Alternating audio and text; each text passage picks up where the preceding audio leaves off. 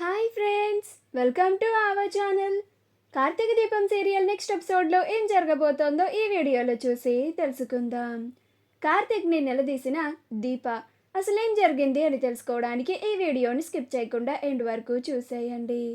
Karthik stage మీద ఈ అవార్డుని నేను తీసుకోవడం లేదు, మిస్ జ్యోత్స్న తీసుకుంటుంది అని స్టేజ్ మీద అందరి ముందు అనౌన్స్ చేస్తాడు. అప్పుడు జ్యోత్స్న, ఇప్పుడు మీ అందరికీ ఒక క్లారిటీ వచ్చిందా? బావ పార్ట్నర్షిప్ నేను ఆ రెస్టారెంట్లో కొనేశాను, అంటే ఇప్పుడు అవార్డ్ నాది, నేను తీసుకుంటాను, అందుకే నేను ఇప్పుడు అవార్డు తీసుకుంటాను అని చెప్పాను. మీరు అదంతా చెప్తే వినలేదు. ఒకవేళ అగ్రిమెంట్ ప్రకారం బావ అగ్రిమెంట్ని క్యాన్సిల్ చేసుకొని బావ అవార్డు తీసుకుంటే నాకు 24 అవర్స్ లోపు 10 కోట్లు కట్టాలి అని చెప్పాను కదా అని అంటుంది. అప్పుడు దీప, కాంచన, స్వప్నలు అసలేం జరుగుతుంది ఇక్కడ?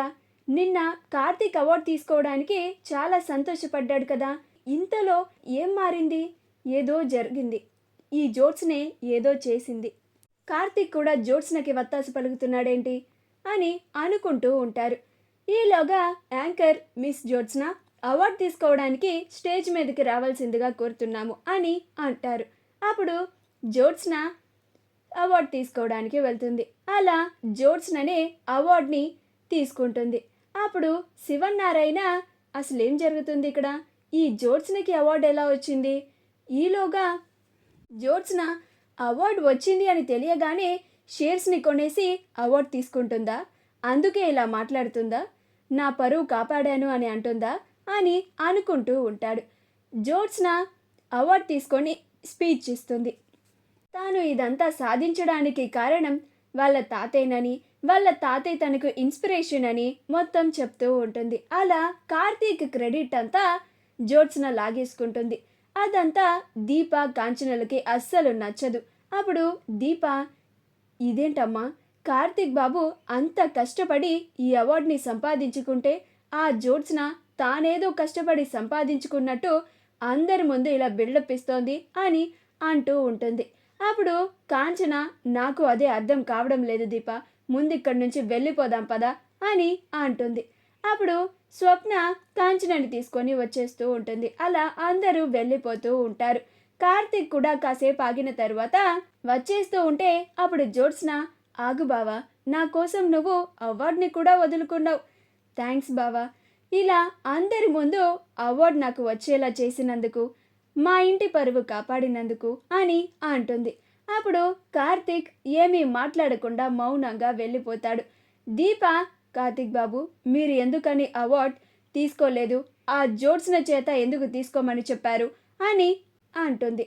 అప్పుడు కార్తీక్, చెప్పాను కదా దీప, నా పార్ట్నర్షిప్ ఆ జ్యోత్స్న కొనేసింది అని అంటాడు.